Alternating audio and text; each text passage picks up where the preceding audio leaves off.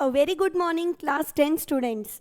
I welcome you all on this online platform provided by Jagrati Classes. We were doing chapter 10th of class 10th, that is light, reflection and refraction. In the previous video lectures of this chapter, we have done many important concepts related to reflection. Okay, so for this class, we'll be doing how to make ray diagrams of mirrors, that is of concave mirror and convex mirror both. So let's start today's class. The topic is very important, that is how to make the ray diagrams.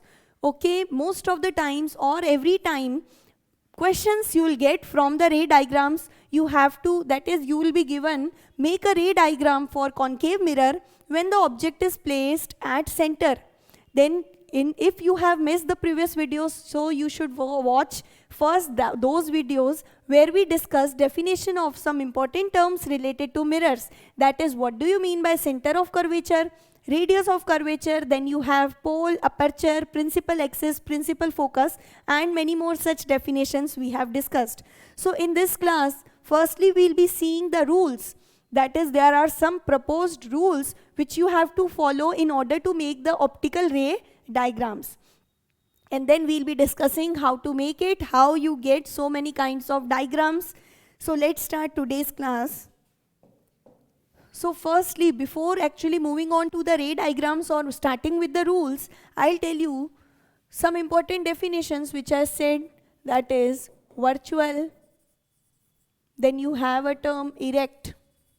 So what is the meaning of these terms? Virtual, erect, real and inverted. So we have to know the meaning of these terms, virtual, erect, real and inverted.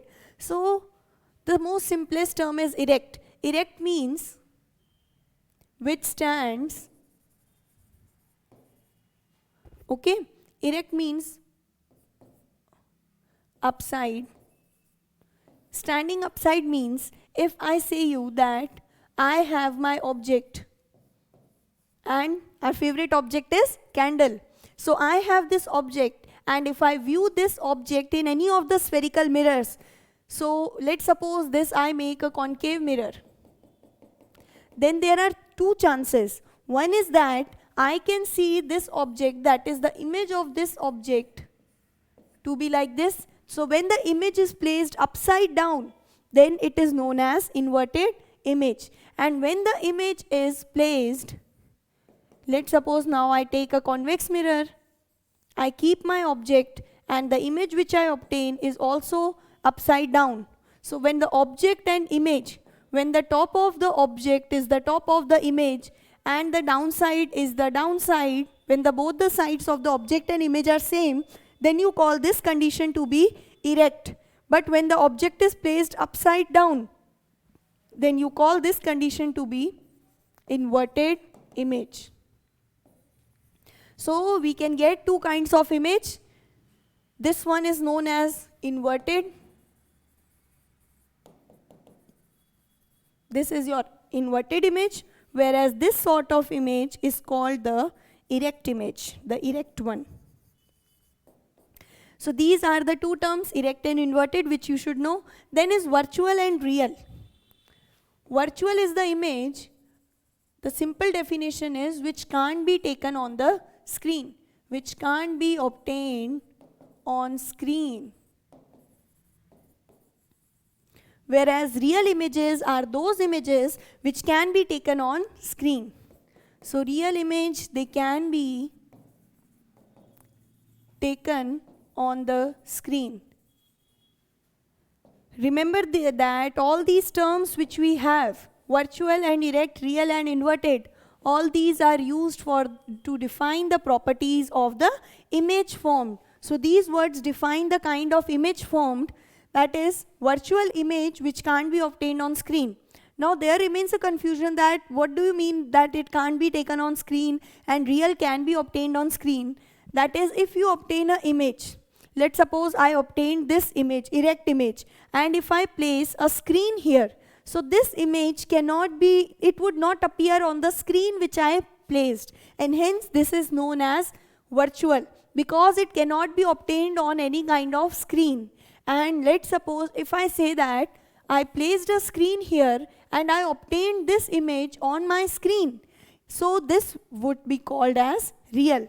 And generally when you have these, then you have a sort of combination, that is, all the virtual images are usually erect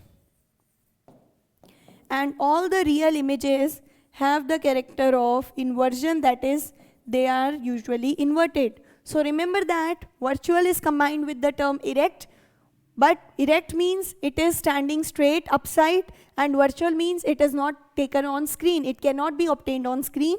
And real and inverted. Inverted means it is placed upside down. Real means it can be taken on the screen. So these are the important terms and these are used only for the image to define the properties of the image formed. Now we'll be moving on to the rules. So here in front of you, you have two mirrors. These are the spherical mirrors. I hope you know the name, concave and convex. Concave mirror is the mirror which has inner reflecting surface. A cave-like reflecting surface is called concave and this outer mirror is known as convex. And you know, we discussed what is the meaning of reflecting surface, from where reflection can occur.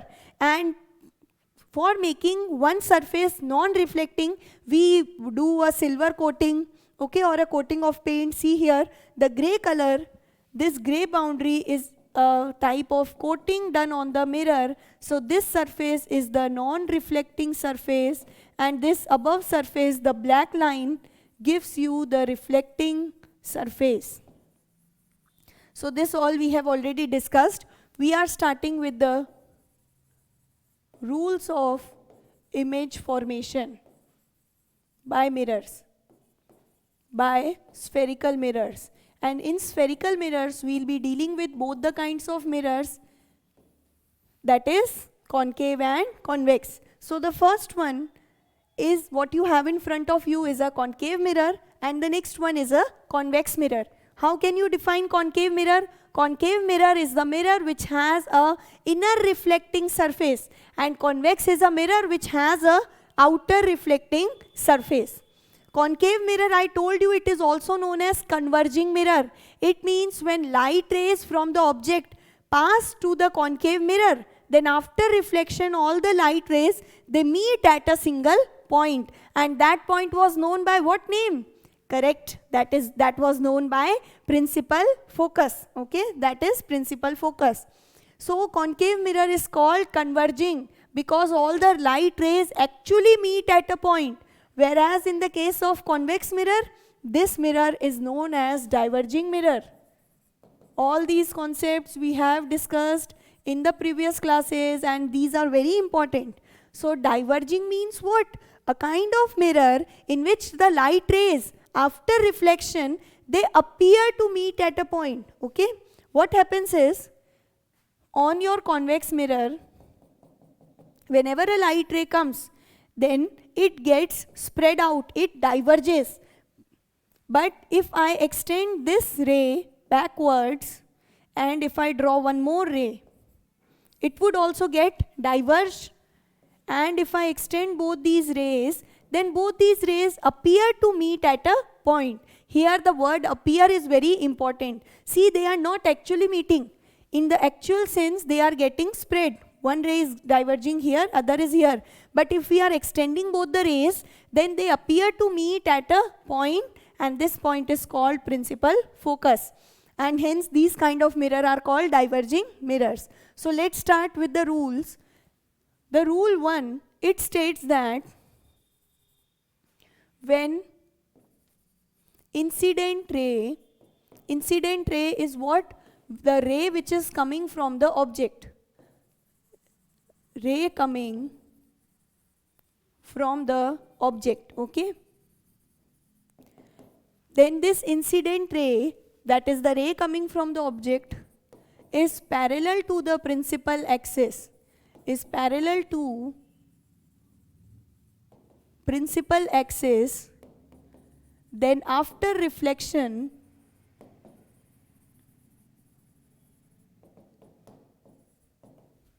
it will pass through the focus. In short, we can say you have two rays, incident ray and reflected ray. So when the incident ray is parallel to principal axis, then the reflected ray will pass through focus.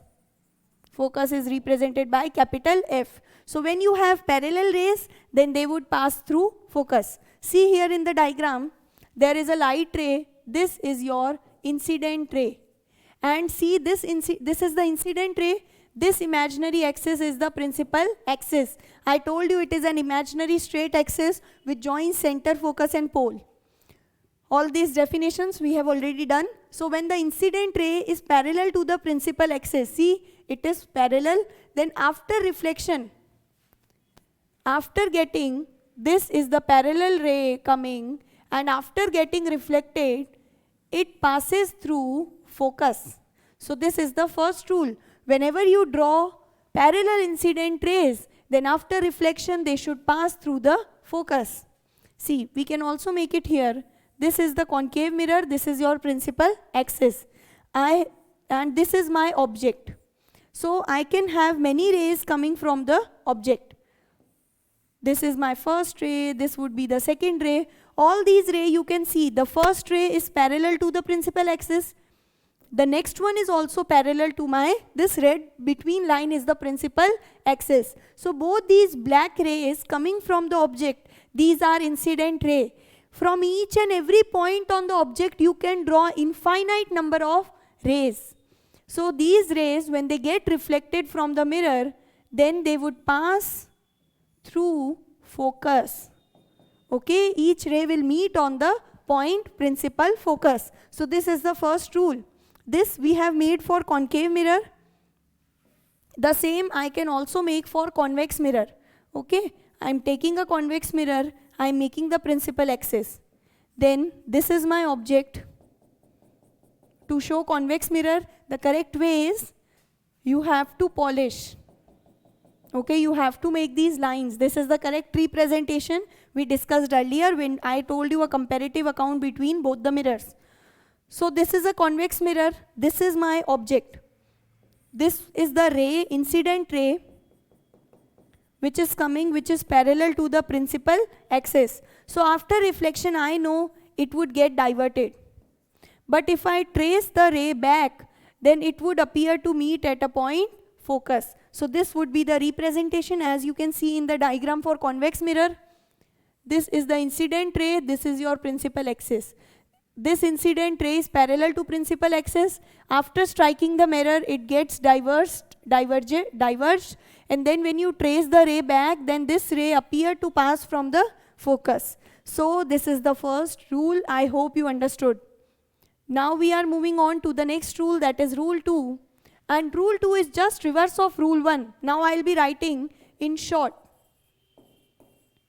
Okay, now I will not be writing the complete statement as I wrote, but the short form which I wrote for incident and reflected ray in the rule first. Now we will be doing all the rules in the same manner. So you have incident ray and then you have reflected ray. So you can see our incident ray is passing through the focus. So when you have your incident ray which passes through the focus, then after reflection, okay, after reflection you will have reflected ray, and this reflected ray will become parallel to the principal axis. So this is your second rule, just reverse of the first rule. In the first rule we say that whenever you have parallel incident rays, after reflection they'll pass from focus. Second rule says that if your incident ray pass from focus, after reflection they would become parallel. And as you can see the same thing in the diagram, it is also represented diagrammatically. Okay, I hope it is clear. That is, this is your incident ray. Incident ray is passing through the focus. So after reflection it would become parallel. And this is for concave. This second is for convex mirror. See, this is our incident ray. Okay, this incident ray, it got reflected and it became parallel. This one is the reflected ray. So you can see, I hope the rules are clear. Now the next one is rule 3. It states that rule 3, it states that when the incident ray, it passes from the center, then the reflected rays also pass from the center of curvature. That is, you can say that both the incident ray and reflected ray, they trace back their path. And now it is clearly visible in the diagram. See, in the diagram for concave mirror, the incident ray which is passing through this point C. C means center of curvature. So when the incident ray passes through the point C, then after reflection it again follows the same path. Tracing back the path means it is again following the same path from where it came. So whenever a ray passes through the center, then after reflection it goes back through the same path. That is, it again passes through the center. And this is true for convex also. The incident ray which came, it appeared to pass from the center. So the reflected ray also traced back the path or followed the same path. So these are the two conditions, rule 3. And then you have the last rule, which is rule 4. Yes, you only have 4 kinds of rules which you need to remember. So the 4th rule is, whenever an incident ray, let's first write it in short. For incident ray, you have the ray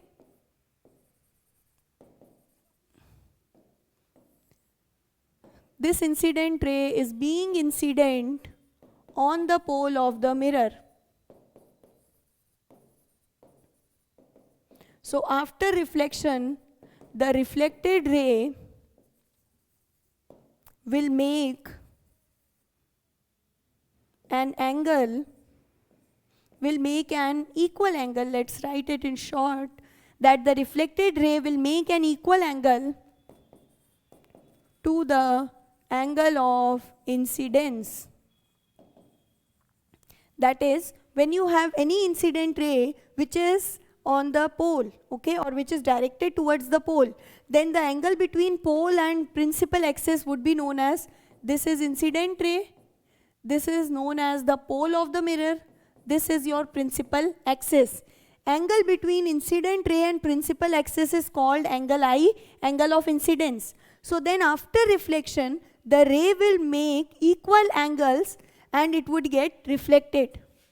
This is the reflected ray here. So now the angle I would be equal to angle R here. Okay, so this is the concept, that is, incident ray and reflected ray will make equal angles with the principal axis. And we know this is also according to the law of reflection. Always angle of incidence is equal to the angle of reflection. So this is your rule 4th. It is similarly depicted for convex mirrors also. Okay, so these are the 4 rules for image formation. Now after this is a sort of table which is given in your NCERT textbooks. You have to learn this table, and this is quite simple. The first column gives you the position of object. Next you have the position of image, and then you have the size and nature of image which is being described. So this table is for concave mirror.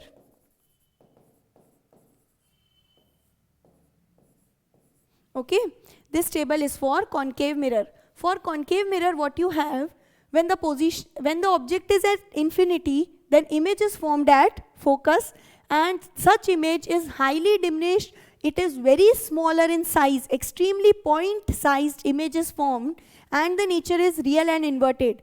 Remember, in all the cases, leaving just one case, the nature of image formed by concave mirror is real and inverted. So this, now you have learnt it, that every time the image is formed real and inverted, leaving just one case, that is, whenever your object would be placed between pole and focus, then the image would be formed behind the mirror, and such image which is formed behind the mirror, it is enlarged, means it is very larger, very bigger in size compared to the size of object, and such image is virtual and erect. So I hope this column is clear. We discussed all these terms in the starting of the class: real, inverted, virtual, erect. So in concave mirror, all the types of image are real and inverted. Just one case you have the image to be virtual and erect. Now for these, that is how to learn. Now one column is already learnt, I think. Now you have 3 columns to be learned. So this you can remember that. See, first the object is placed at infinity. Infinity means at extreme far position. So the image is formed at focus. Now when the object is coming nearer to the mirror, see, let's draw a concave mirror here. Okay, then after drawing a concave mirror, what you can draw is, you have to draw a straight line. And this straight line would be your principal axis. So this is your concave mirror. The straight line you have to draw. This I am telling you how basically you can draw a diagram. So firstly you have to draw the given mirror. Then you have to draw a straight line passing from the center of the mirror, and this line would be your principal axis. Then next what you have to draw is, you have to mark some points. That is, this middle point on the mirror, it is known as pole of the mirror. Then you have one point which is focus, and then you have one more point which is center of curvature of the mirror. I already discussed all the definitions in my previous classes. So see, accordingly you have to mark these points, okay? And you can also mark the point focus afterwards.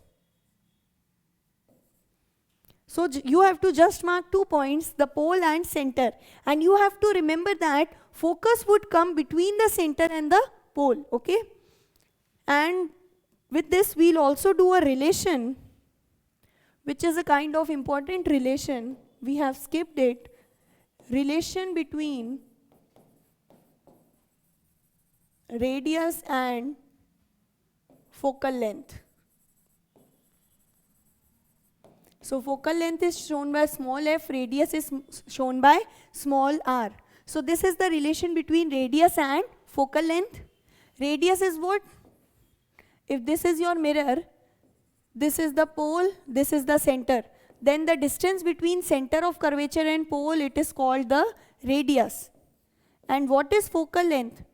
This is the pole, this is the principal focus f, where all the rays meet after reflection. So the distance between pole and focus, it is called focal length. So as you can see, whenever we'll draw the diagrams, you will observe that pole, then you would have focus, and then you would have the point center of curvature. So we experimentally an important relation was found, that is this distance, which is the radius, and this distance, which is called focal length. This radius is twice or double of the focal length. That is, this radius is double the length of your focal length. So whenever you double the radius, okay, whenever you double the focal length, then you get the value of radius. So radius here is 2f. And radius shows you what? Radius shows you the position of center of curvature. So you can also write 2f is equal to the position of center of curvature, that is C. So this is an important relation, and in examinations may you get any question, that is, if you are given the radius of the mirror, let's suppose the radius of mirror is 12 centimeter. Now you are asked what is the focal length. So when you are given the radius, you have to find the focal length. So you will use the relation radius is 2 times focal length.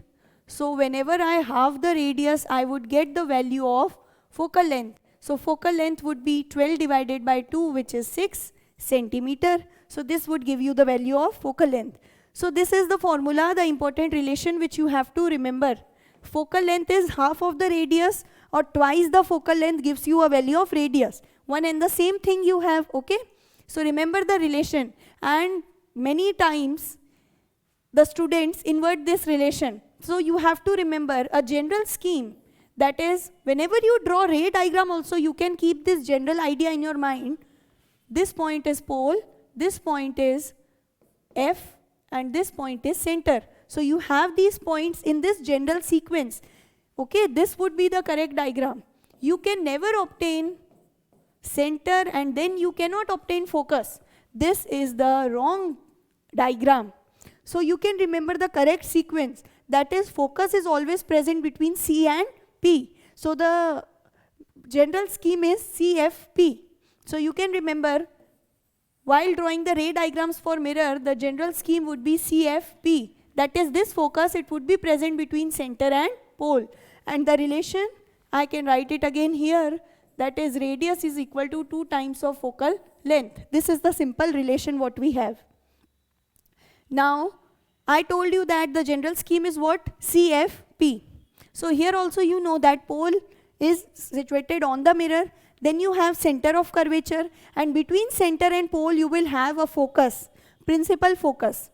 So now what we do is, first the object is placed at infinity. Infinity, you cannot draw or mark the position of infinity. So what we draw is, we draw dotted lines. We suppose that from the infinity where the object is placed, some light is coming. And these light rays, when they strike the mirror, okay, these light rays, when they come on the mirror, so this is my incident light ray which is coming from infinity, and after reflection, the light ray, it would pass through a point which would be called as focus. So this is the incident ray.